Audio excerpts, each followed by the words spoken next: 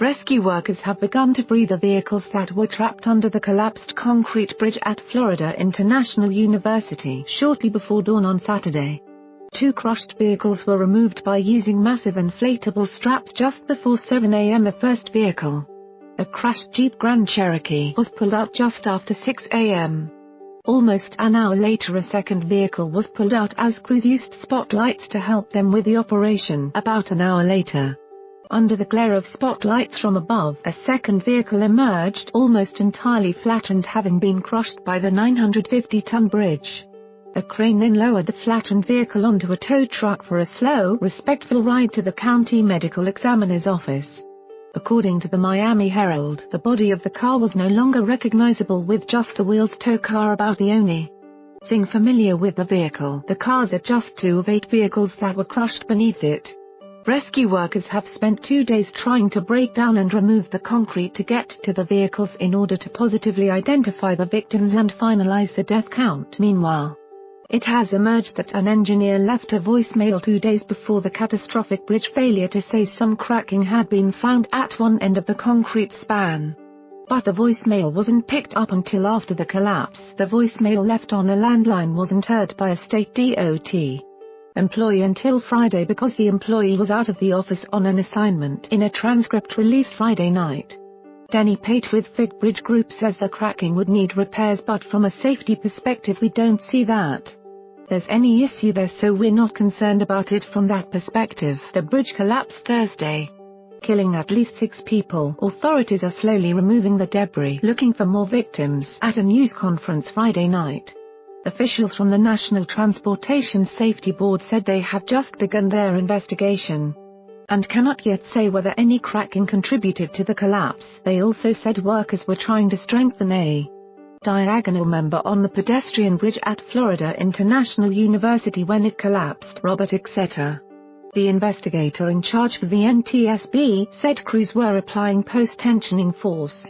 but investigators aren't sure if that's what caused the bridge to fall. In a news release late Friday, Fig Bridge engineers said it continues to work diligently to determine the cause of the collapse and is examining the steps its team has taken. It added, the evaluation was based on the best available information at the time and indicated that there were no safety issues. It also asked for time to accurately determine what led to the accident. A college student who narrowly escaped from a car that got smashed in the collapse said he watched helplessly as the structure tumbled down atop the vehicle and killed his friend Alexa Duran, who was sitting next to him in the driver's seat. Richie Humble, who studies at VU, was riding in a car under the pedestrian bridge when he heard a long creaking noise coming from the structure that spanned a busy Miami area highway. It sounded different from anything he had ever heard before. I looked up, and in an instant the bridge was collapsing on us completely. It was too quick to do anything about it, Humble said Friday in a phone interview with the Associated Press. Once Humble realized he was alive, he also realized that he could not get to Duran. He called to her but got no response. A group of men outside the car started yelling at him to try crawling through the rear window. He couldn't squeeze through because the window was crushed. The men outside grabbed a wooden plank and pried open the rear door to pull him free. He said, I was trying to get people to realize my friend was still in there, he said. He suffered cuts to his leg from glass and a slight fracture to a vertebra, but he was able to walk away from this scene. While families waited for word on their loved ones, investigators sought to understand why the 950-ton bridge gave way during construction. The cables supporting the span were being tightened following a stress test when it collapsed, authorities said. The Florida DOT said in its Friday release that it had not been notified of any stress test. Detectives declared the rubble a homicide scene. Scheduled to open in 2019, the bridge would have provided safe passage over a canal and 6 lanes of traffic and created a showpiece architectural feature connecting the campus of VU with the community of Sweetwater, where many students live.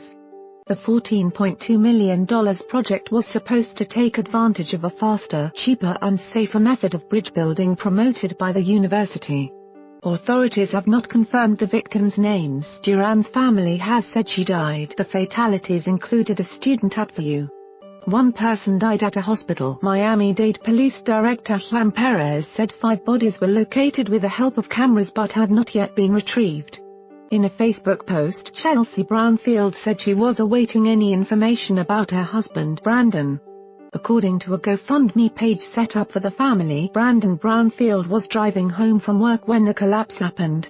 "The outpouring of love we have received is incredible," Chelsea Brownfield wrote. The post ended with the hashtag praying for a miracle. Brownfield declined to comment in a message to the Associated Press. Jorge and Carol Fraga feared their relative's car was trapped beneath the bridge. Jorge's 60-year-old uncle, Rolando Fraga, lives in the area and frequently takes the nearby turnpike to work, but no one has heard from him since midday Thursday. "The waiting is so, I don't have words for that," Carol Fraga said through tears. The bridge was put in place March 10. 5 days before the collapse. When finished, the span would have been supported from above with a tall off-center tower and cables attached to the walkway. That tower had not yet been installed, and it was unclear what builders were using as temporary supports. Where the freaks at?